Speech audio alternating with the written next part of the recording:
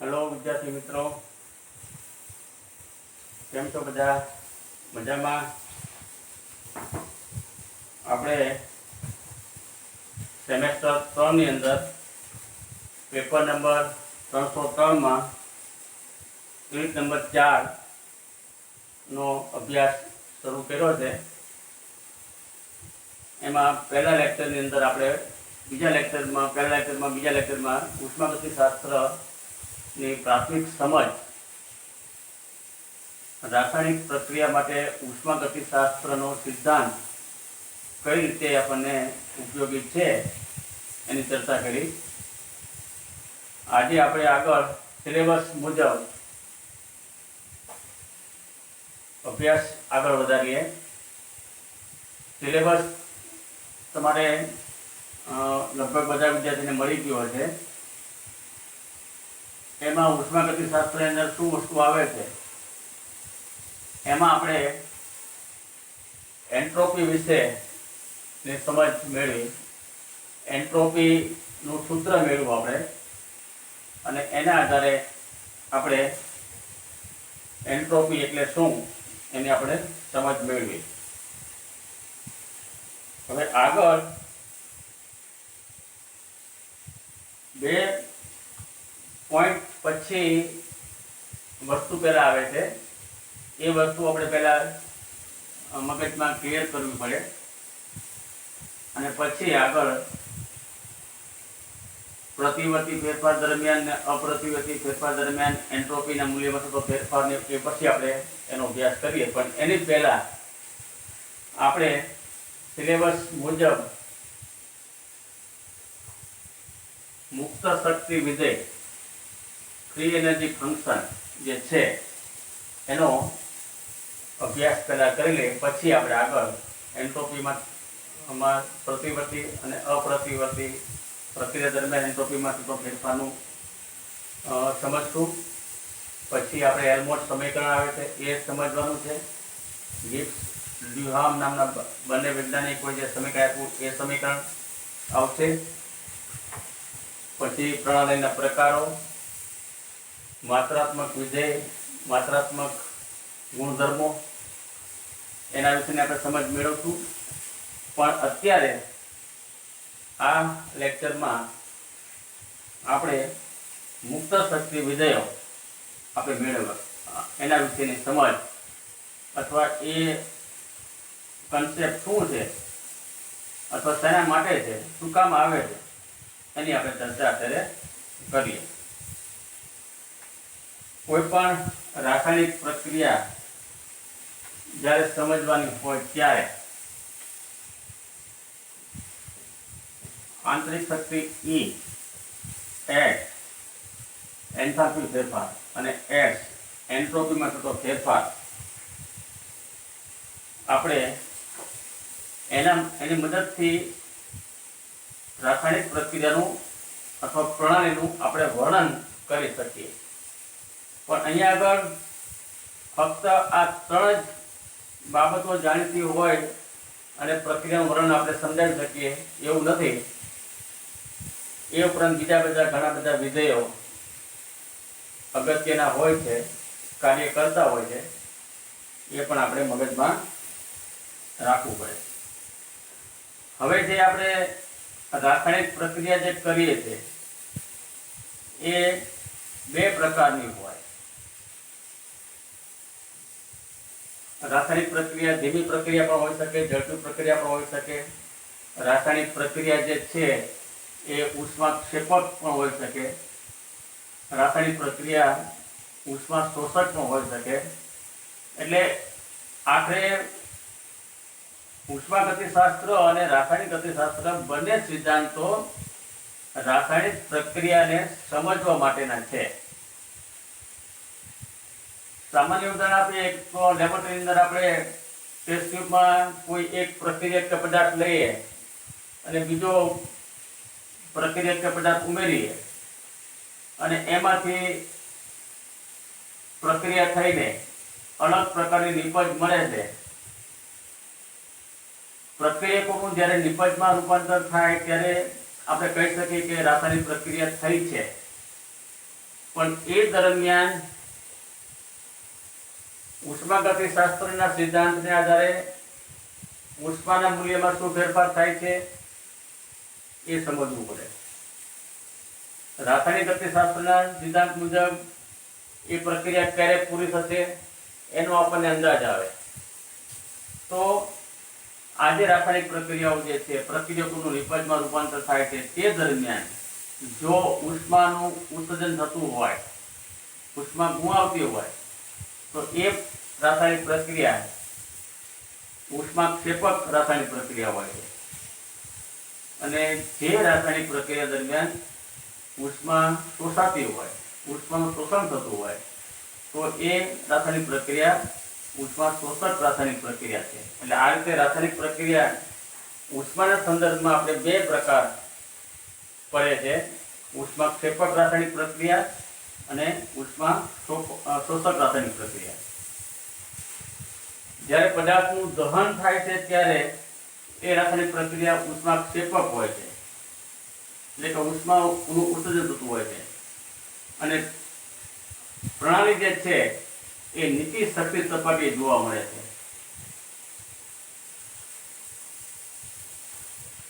અને આપણે બીજું પણ વધુમાં પણ જાણીએ છીએ કે બધી રાસાયણિક પ્રક્રિયાઓ ઉષ્માક્ષેપક હોતી નથી. ઉષ્માક્ષેપક રાસાયણિક પ્રક્રિયામાં ઉષ્માનું ઉત્સર્જન થાય અને નીચી શક્તિ સપાટીએ જોવા મળે છે. ઉષ્મા શોષક રાસાયણિક પ્રક્રિયામાં ઉષ્માનું શોષણ થાય છે અને ઉદ્ભવતી ઉષ્મા નીચી શક્તિ સપાટી પર આવવાનું વલણ ધરાવે છે. તો આ રીતે ઉષ્મા શોષક રાસાયણિક પ્રક્રિયા અને ઉષ્માક્ષેપક રાસાયણિક પ્રક્રિયા કેવા સંજોગોમાં થાય છે. હવે એનાથી આગળ, જો રાસાયણિક પ્રક્રિયા વખતે એન્ટ્રોપીનું મૂલ્ય અચળ હોય, આપણે હવે એન્ટ્રોપી, એન્થાલ્પી અને આંતરિક શક્તિના મૂલ્યમાં રાસાયણિક પ્રક્રિયા દરમિયાન શું ફેરફાર થાય છે એ વસ્તુ આપણે સમજવી છે. તો જો રાસાયણિક પ્રક્રિયા અચળ એન્ટ્રોપીએ થતી હોય તો શું થાય છે? આંતરિક ઉર્જામાં ઘટાડો થાય છે. અને આંતરિક ઉર્જામાં ઘટાડો થવાથી એ રાસાયણિક પ્રક્રિયા જ્યારે સંતુલનની સ્થિતિ પ્રાપ્ત કરે છે ત્યારે ઉર્જાનું પ્રમાણ નિમ્નતમ હોય છે. ફરીથી, જો રાસાયણિક પ્રક્રિયા અચળ એન્ટ્રોપી થતી હોય ત્યારે આંતરિક ઉર્જાનું મૂલ્યમાં ઘટાડો થાય છે અને એ રીતે નિમ્નતમ શક્તિવાળી પ્રણાલી થાય છે અને સંતુલન સ્થપાય છે.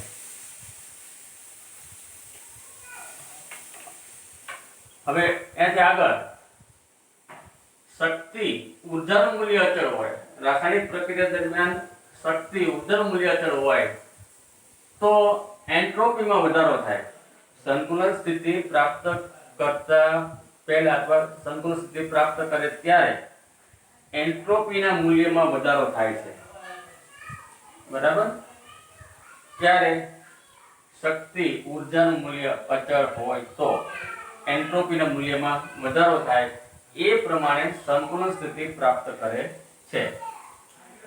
પરંતુ રાસાયણિક પ્રક્રિયા દરમિયાન એન્ટ્રોપીનું મૂલ્ય અચળ રાખી અને રાસાયણિક પ્રક્રિયા થઈ શકે, બધી રાસાયણિક પ્રક્રિયા થઈ શકે એવું નથી. એ પ્રમાણે બધી જ રાસાયણિક પ્રક્રિયા વખતે ઉર્જાનું મૂલ્ય, શક્તિનું મૂલ્ય અચળ રાખીએ તો એ પણ શક્ય નથી. તો આપણે રાસાયણિક પ્રક્રિયાનો અભ્યાસ કરવો તો શું કરવું? એના માટે થઈને વૈજ્ઞાનિકોએ અથવા સંશોધનકારોએ બે ઓપ્શન આપે છે, બે વિકલ્પો આપે છે અને એના ઉપરથી આપણને હેલ્મહોલ્ટ્ઝ મુક્ત શક્તિ વિધેય એ નવો વિધેય મળે છે આપણને, અને બીજો ગિબ્સ મુક્ત શક્તિ વિધેય G આપણને મળે છે. બરાબર? આ ક્યારે વિકલ્પો મળે છે કે રાસાયણિક પ્રક્રિયાઓ અચળ એન્ટ્રોપી ન કરી શકાય, રાસાયણિક પ્રક્રિયાઓ વખતે ઊર્જાનું મૂલ્ય અચળ રાખીને ન કરી શકાય, જો એન્ટ્રોપીનું મૂલ્ય અચળ રાખીએ તો આંતરિક ઊર્જામાં ઘટાડો થાય અને એ પ્રમાણે ન્યૂનતમ શક્તિ પ્રાપ્ત કરે અને સંતુલન સ્થિતિ પ્રાપ્ત કરે, ઊર્જાનું મૂલ્ય અચળ રાખીએ ત્યારે એન્ટ્રોપીમાં વધારો થાય અને એ રીતે સંતુલન સ્થિતિ પ્રાપ્ત કરે. તો આમાંથી બહાર નીકળવા માટે બે અલગ પ્રકારના વિકલ્પો, બે અલગ પ્રકારના વિધેયો મળે છે. અને શું છે અને એ શું દર્શાવે છે એમાં આપણે આજે પહેલો વિધેય સમજીએ.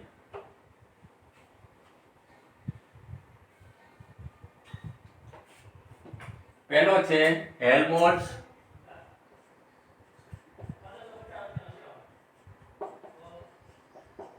મુક્ત શક્તિ વિધેય. હેલ્મહોલ્ટ્ઝ મુક્ત શક્તિ વિધેય અથવા મહત્તમ કાર્ય વિધેય એ આપણે એને નામ આપીએ છીએ. તો હેલ્મહોલ્ટ્ઝ મુક્ત શક્તિ વિધેય બરાબર મહત્તમ અથવા એને મહત્તમ કાર્ય વિધેય કહે છે. ટૂંકમાં એને કાર્ય વિધેય કહે છે. આ જ્યારે વિધેય કરી છે ત્યારે અથવા આ જે રાસાયણિક પ્રક્રિયા કરી છે ત્યારે અચળ કદ રાખવામાં આવે છે. કદનું મૂલ્ય અચળ રાખવામાં આવે. અચળ કદે જે રાસાયણિક પ્રક્રિયાઓ થાય તો જે ઘટનાઓ થાય, જે પ્રણાલી હોય ત્યારે આ વિધેય એટલે કે હેલ્મહોલ્ટ્ઝ મુક્ત શક્તિ વિધેય નો ઉપયોગી છે અને તેને એ વડે દર્શાવાય છે. એટલે એ, તેથી એ બરાબર E - TS બરાબર. એટલે અહીંયા આપણે જે લખ્યું હતું ને કે આંતરિક ઊર્જા E, હેલ્મહોલ્ટ્ઝ H, એન્થાલ્પી ફેરફાર H અને S ને સાંકળતું આ વિધેય છે. એટલે E બરાબર E - TS, જ્યાં A એ હેલ્મહોલ્ટ્ઝ મુક્ત શક્તિ વિધેય છે, E પ્રણાલીની આંતરિક ઊર્જા છે, T નિરપેક્ષ તાપમાન છે પ્રણાલીનું અને S એ પ્રણાલીનું એન્ટ્રોપી છે. આમ હેલ્મહોલ્ટ્ઝ મુક્ત શક્તિ વિધેય એ E અને S જેવા અવસ્થા વિધેયો સાથે સંબંધ ધરાવે છે એમ પણ કહી શકાય. મુક્ત શક્તિ વિધેય હેલ્મહોલ્ટ્ઝ મુક્ત શક્તિ વિધેય એ આંતરિક ઊર્જા અને એન્ટ્રોપી જેવા અવસ્થા વિધેયો સાથે સંબંધ ધરાવે છે એમ કહી શકાય. પરંતુ S અને E માત્રાત્મક વિધેય છે. માત્રાત્મક વિધેય કોને કહેવાય એ આપણે આગળ 12મા ધોરણમાં કે પહેલા વર્ષમાં આવી ગયું છે. માત્રાત્મક ગુણધર્મ છે એટલે માત્રા ઉપર આધારિત છે, માત્રાત્મક ગુણધર્મ છે. તેથી તે દ્રવ્યના જથ્થા ઉપર આધાર રાખે છે. દ્રવ્યના જથ્થા ઉપર આધારિત રાખે છે. એટલે ડાયરેક્ટલી આપણે શું કહી શકીએ કે હેલ્મહોલ્ટ્ઝ મુક્ત શક્તિ વિધેય એ આંતરિક ઊર્જા અને એન્ટ્રોપી આ બે પ્રકારના અવસ્થા વિધેયો સાથે સંબંધ ધરાવે છે. આંતરિક ઊર્જા E અને એન્ટ્રોપી S છે એ માત્રાત્મક ગુણધર્મ છે અને માત્રાત્મક ગુણધર્મ હોવાથી એ દ્રવ્યના જથ્થા ઉપર આધારિત છે. અને આ આખી ઘટના અથવા આખી પ્રણાલી અથવા આખી પ્રક્રિયા અચળ કદ જે છે એ અચળ રાખવામાં આવે છે ત્યારે આ વિધેય ઉપયોગી છે. એટલે હેલ્મહોલ્ટ્ઝ મુક્ત શક્તિ વિધેય ક્યારે ઉપયોગી છે? તો જ્યારે પ્રણાલી અચળ કદે કરવામાં આવતી હોય ત્યારે. અને એ બરાબર E માઇનસ TS. હવે એમાં E આંતરિક ઉર્જા અને એન્ટ્રોપી એ બંને માત્રાત્મક ગુણધર્મ છે અને માત્રાત્મક ગુણધર્મ હોવાથી દ્રવ્યના જથ્થા ઉપર આધારિત છે, ત્યારે આ વસ્તુ શક્ય બને છે અથવા આ રીતે આપણે એનો અભ્યાસ કરી શકીએ છીએ. હવે એનાથી આગળ તો તમારે હેલ્મહોલ્ટ્ઝ મુક્ત શક્તિ વિધેય A બરાબર E માઇનસ TS આ યાદ રાખવાનું. મહત્તમ કાર્ય વિધેય, અચળ કદે, આંતરિક ઉર્જા અને એન્ટ્રોપી માત્રાત્મક ગુણધર્મ, તેથી દ્રવ્યના જથ્થા પર આધારિત છે, ત્યારે આ વિધેય આપણે ઉપયોગી છે.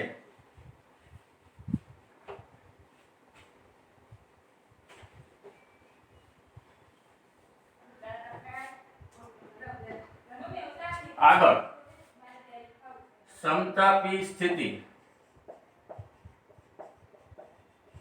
સમતાપી સ્થિતિ માટે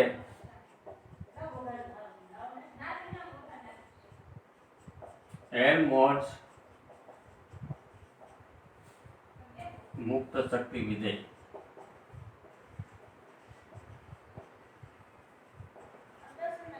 પરીક્ષાની અંદર પરીક્ષામાં આ પ્રશ્ન કઈ રીતે પૂછાય તો હેલ્મહોલ્ટ્ઝ મુક્ત શક્તિ વિધેય એ માટે એ સમજાવો અને તેના અલગ અલગ પરિસ્થિતિના સમીકરણો અથવા સૂત્રો મેળવો. આ જ્યારે 7 માર્ક્સમાં પ્રશ્ન પૂછે અથવા 1 માર્ક્સમાં પૂછે કે મુક્ત હેલ્મહોલ્ટ્ઝ મુક્ત શક્તિ વિધેય એ બરાબર ખાલી જગ્યા છે, ત્યારે એ લખવાનું એ બરાબર E માઇનસ TS આ 1 માર્ક્સમાં. અને જ્યારે હેલ્મહોલ્ટ્ઝ મુક્ત શક્તિ વિધેય સમજાવો ત્યારે એ 7 માર્ક્સ, કારણ કે આપણા સિલેબસમાં છે ત્યારે વિગતવાર સમજાવવાનું.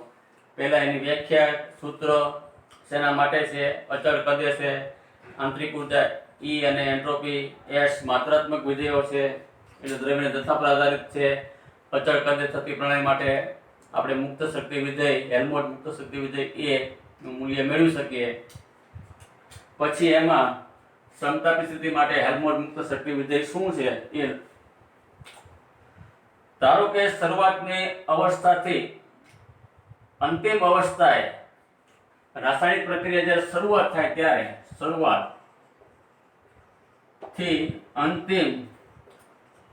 અંતિમ સ્થિતિ અંતિમ અવસ્થાએ ઉષ્માગતિક ફેરફાર થાય તો શરૂ ધારો કે A1 હોય હેલ્મહોલ્ટ્ઝ મુક્ત શક્તિ વિધેય અને અંતિમ અવસ્થાએ A2 હોય ધારો કે, તો A1 બરાબર E1 માઇનસ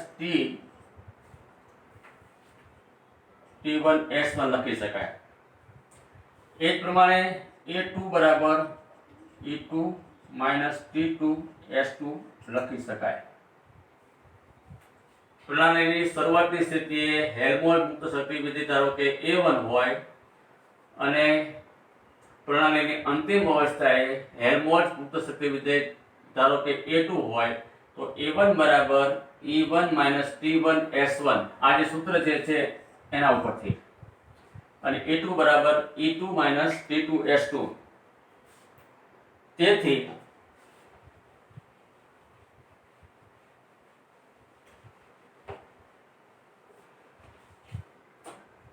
ડેલ્ટા A બરાબર A2 માઇનસ A1, A2 બરાબર E2 minus S2 T2 S2. આ જે છે સૂત્ર એ યાદ રાખવાનું આના ઉપરથી, minus E1 minus T1 S1. તેથી E2 minus T2 S2 minus E1 plus T1 S1 બરાબર E2 E2 માઇનસ E1 અને આગળ લઈ લઈએ minus E2 S2 plus E1 S1. E2 minus E1 બરાબર ડેલ્ટા E.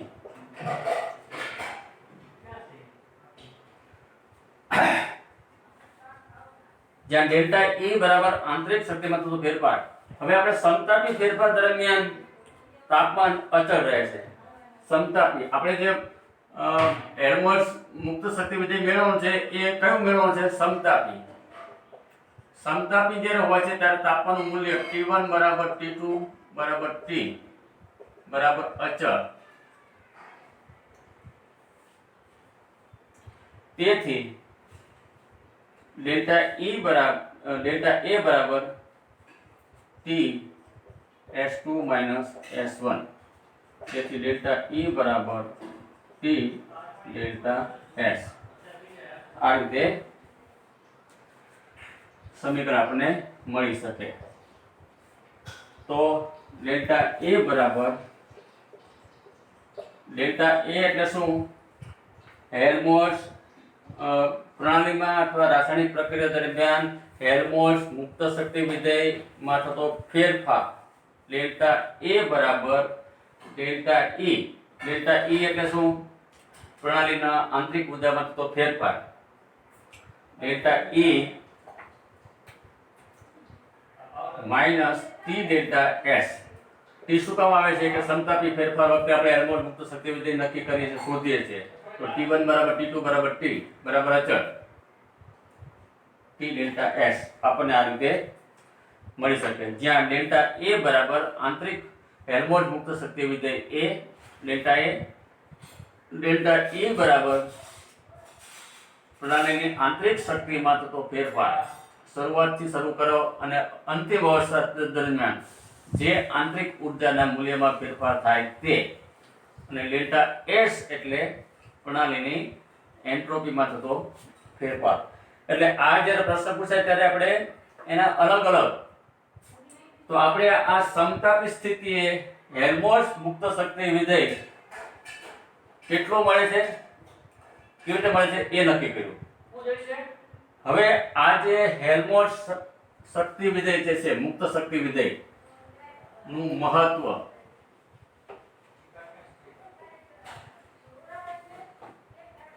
હેલ્મહોલ્ટ્ઝ બીજો પોઈન્ટ. હેલ્મહોલ્ટ્ઝ અત્યારે આપણે A ની સમજ મેળવીએ છીએ, પછી ગિબ્સ મુક્ત શક્તિ વિધેય G પછી મેળવશું. અત્યારે આપણે આ મેળવીએ છીએ હેલ્મહોલ્ટ્ઝ મુક્ત શક્તિ વિધેય નું મહત્વ અથવા ઇમ્પોર્ટન્સ અથવા અગત્યતા.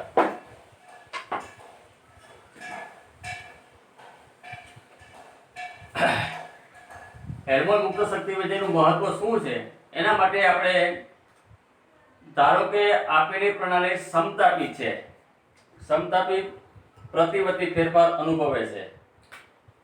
આ સંજોગોમાં જ્યારે પ્રણાલી સમતાપી હોય,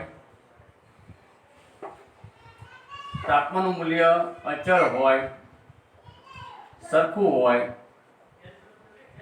એવી જે પ્રણાલી હોય, ધારો કે સમતાપી પ્રણાલી, ત્યારે એન્ટ્રોપીમાં થતો ફેરફાર ડેલ્ટા S બરાબર Q રિવર્સિબલ અપોન T. આ જે છે એ એન્ટ્રોપીની વ્યાખ્યા છે. એન્ટ્રોપીની વ્યાખ્યા મુજબ આપણે આ રીતે લખી શકીએ. તેથી T ડેલ્ટા S બરાબર Q રિવર્સિબલ લખી શકાય. આ જે છે સમીકરણ, હમણાં જે આપણે સમીકરણ મેળવ્યું ડેલ્ટા A બરાબર delta E T delta S જે મેળવ્યું આ સમીકરણ હેલ્મહોલ્ટ્ઝ સમતાપી ફેરફાર હોય ત્યારે, અને જ્યારે સમતાપી ફેરફાર હોય ત્યારે એન્ટ્રોપી મૂલ્ય આ રીતે નક્કી કરી શકાય એન્ટ્રોપીની વ્યાખ્યા મુજબ. એટલે અહીંયા આગળના જે સમીકરણો જે મળ્યા છે એનો ઉપયોગ કરીને આપણે કરવાનો છે. તો આ જે T ડેલ્ટા S છે ત્યાં આગળ આ મૂકીએ તો મુક્ત શક્તિ વિધેય ડેલ્ટા A બરાબર ડેલ્ટા ઈ માઇનસ ક્યુ રિવર્સિબલ પ્રક્રિયા માટે લખી શકાય. પ્રતિવર્તી ફેરફાર દરમિયાન શોષાતી ઉષ્મા છે. ક્યુ શું છે? પ્રતિવર્તી ફેરફાર દરમિયાન શોષાતી ઉષ્માનું મૂલ્ય છે. આ કેવી રીતે આવે છે? એન્ટ્રોપીની વ્યાખ્યા ઉપરથી, આના ઉપરથી આ આવે છે. આ કેવી રીતે આવ્યું? તો કે આ જે હેલ્મહોલ્ટ્ઝ મુક્ત શક્તિ વિધેયનો આપણે જે સમતાપી ફેરફાર વખતે જે મેળવ્યું હતું એના પરથી લખ્યું. તો T ડેલ્ટા S બરાબર Q રિવર્સિબલ. એટલે Q રિવર્સિબલ એટલે શું? પ્રતિવર્તી ફેરફાર થતો હોય ત્યારે શોષાતી ઉષ્માનું મૂલ્ય છે. પણ પાછો ઉષ્માગતિશાસ્ત્રનો પહેલો નિયમ, પ્રથમ નિયમ, ઉષ્માગતિશાસ્ત્રનો પ્રથમ નિયમ Q રિવર્સિબલ બરાબર delta E delta E plus W maximum. આ થોડું ભેગું થાય છે તો આપણે થોડું આને જુદું કરી નાખીએ.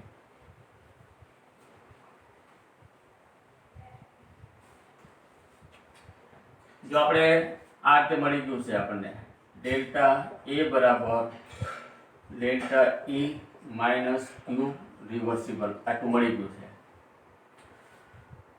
ઉષ્માગતિશાસ્ત્રના પહેલા નિયમ મુજબ શું આવે છે? ક્યુ રિવર્સિબલ એટલે કે શોષાતી ઉષ્મા બરાબર delta E plus W maximum. આ ઉષ્માગતિશાસ્ત્રનો પહેલો નિયમ મુજબ આ રીતે લખી શકાય. જો અહીંયા આગળ છે ને કેમેસ્ટ્રી આવશે પણ સાથે સાથે ગણિત પણ આવે છે. એટલે ક્યુ રિવર્સિબલ, આ જે ક્યુ રિવર્સિબલ નું મૂલ્ય જે મળે છે એ આપણે અહીંયા આગળ મૂકીએ તો ડેલ્ટા એ એટલે હેલ્મહોલ્ટ્ઝ મુક્ત શક્તિનો ફેરફાર ડેલ્ટા ઈ માઇનસ ક્યુ રિવર્સિબલ. આ ક્યાંથી આવ્યું? તો ઉષ્માગતિશાસ્ત્રનો પહેલો નિયમ delta E plus W maximum. ગણિતમાં પ્લસ માઇનસ ઉડી જશે એટલે ડેલ્ટા એ બરાબર અહીંયા આગળ માઇનસ છે ને, માઇનસ W મેક્સિમમ અથવા ડેલ્ટા એ બરાબર plus W maximum. W maximum એટલે મહત્તમ કાર્ય, W મેક્સિમમ એટલે મહત્તમ કાર્ય. હવે આના પરથી શું કહી શકીએ આપણે? અચળ કદે આ હેલ્મહોલ્ટ્ઝ મુક્ત શક્તિ વિધેય ક્યારે થાય છે? કઈ પ્રણાલી માટે લાગુ પડે છે? અચળ કદ માટે. અને બીજું આપણે અચળ કદ અને સમતાપી. જ્યારે પ્રણાલી અચળ કદ હોય અને અચળ તાપમાને જ્યારે થતી હોય ત્યારે કાર્ય વિધેયમાં ઘટાડાનું મૂલ્ય, કાર્ય વિધેય અથવા હેલ્મહોલ્ટ્ઝ મુક્ત શક્તિ વિધેય અથવા કાર્ય વિધેયમાં ઘટાડો માઇનસ નિશાની છે એટલે ઘટાડાનું મૂલ્ય શું દર્શાવે છે? મહત્તમ કાર્ય ની બરાબર છે. એટલે અહીંયા કહી શકાય અચળ તાપમાને અચળ કદે થતી પ્રણાલીમાં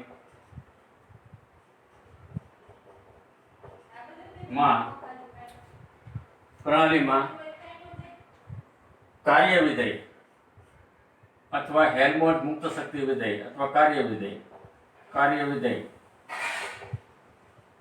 માં થતો ઘટાડો, ઋણ નિશાની છે એટલે થતો ઘટાડો મહત્તમ કાર્ય બરાબર છે.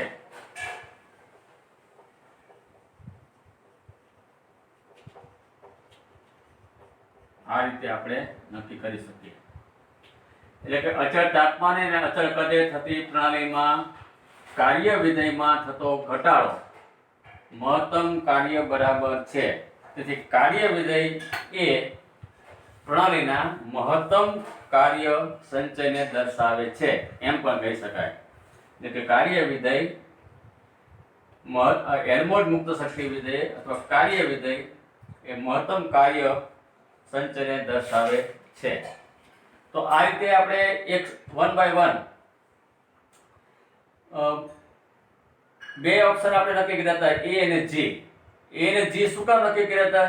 કે આપણે અચળ એન્ટ્રોપી કે અચળ તાપમાને કોઈ રાસાયણિક પ્રક્રિયા બધી રાસાયણિક પ્રક્રિયાઓ શક્ય નથી, એટલે આપણે એ રીતે કર્યું હતું.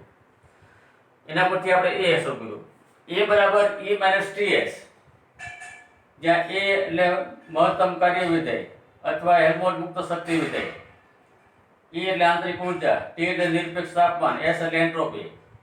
અને એના પરથી આપણે ડેલ્ટા A બરાબર delta E minus T delta S મેળવ્યું. પછી આપણે સમતાપી સ્થિતિ માટે હેલ્મહોલ્ટ્ઝ મુક્ત શક્તિ વિધેય કેટલું મળે છે એ આપણે મેળવ્યું. પછી હેલ્મહોલ્ટ્ઝ મુક્ત શક્તિ વિધેયનું મહત્વ શું છે? તો જો પ્રણાલી અચળ તાપમાને અને અચળ કદે થતી હોય તો એ માટે કાર્ય વિધેયમાં થતા ઘટાડોનું મૂલ્ય મહત્તમ કાર્ય બરાબર છે. જો કાર્ય મહત્તમ થાય તો હેલ્મહોલ્ટ્ઝ મુક્ત શક્તિ વિધેયમાં ઘટાડો થાય છે, અથવા મુક્ત શક્તિ વિધેયમાં જો ઘટાડો થતો હોય પ્રણાલી દરમિયાન તો કાર્ય જે છે એ મહત્તમ થઈ શકે. આ રીતે આપણે સમજાવી શકીએ એકબીજાના રિલેશન. આના પછીના પછીના વિડિયો લેક્ચરની અંદર આપણે હજી હેલ્મહોલ્ટ્ઝ મુક્ત શક્તિ વિધેયના જે કે પોઈન્ટ બાકી છે એ પોઈન્ટ લેશું, સમજાવું. કારણ કે જે 7 માર્ક્સનો પ્રશ્ન પૂછાય કે હેલ્મહોલ્ટ્ઝ મુક્ત શક્તિ વિધેય સમજાવો, ત્યારે પહેલા એનું સૂત્ર, વ્યાખ્યા, પછી સમતાપી સ્થિતિ માટે હેલ્મહોલ્ટ્ઝ મુક્ત શક્તિ વિધેય સમજાવવું પડે, જે આપણે સમજાવ્યું. પછી હેલ્મહોલ્ટ્ઝ મુક્ત શક્તિ વિધેયનું મહત્વ શું છે એ સમજાવવું પડે. પછી અચળ તાપમાને નહીં પણ તાપમાનના મૂલ્યમાં ફેરફાર કરવાથી હેલ્મહોલ્ટ્ઝ મુક્ત શક્તિ વિધેય માં શું ફેરફાર થાય છે એ સમજાવવું પડે. અને વળી પાછું સમતાપી ફેરફાર હોય ત્યારે હેલ્મહોલ્ટ્ઝ મુક્ત શક્તિમાં શું ફેરફાર થાય છે એ વસ્તુ સમજાવી ત્યારે 7 માર્ક્સનો પ્રશ્ન આપણો પૂરો થાય. એ રીતે ડિટેલની અંદર આ વસ્તુ સમજાવવી પડે. એટલે અત્યારે આપણે હેલ્મહોલ્ટ્ઝ મુક્ત શક્તિ વિધેયની અંદર 3 બાબતો સમજાવી, એની વ્યાખ્યા, સૂત્ર, સમતાપી માટેનું અને હેલ્મહોલ્ટ્ઝ મુક્ત શક્તિ વિધેય એનું મહત્વ. હજી એમાં આપણે 2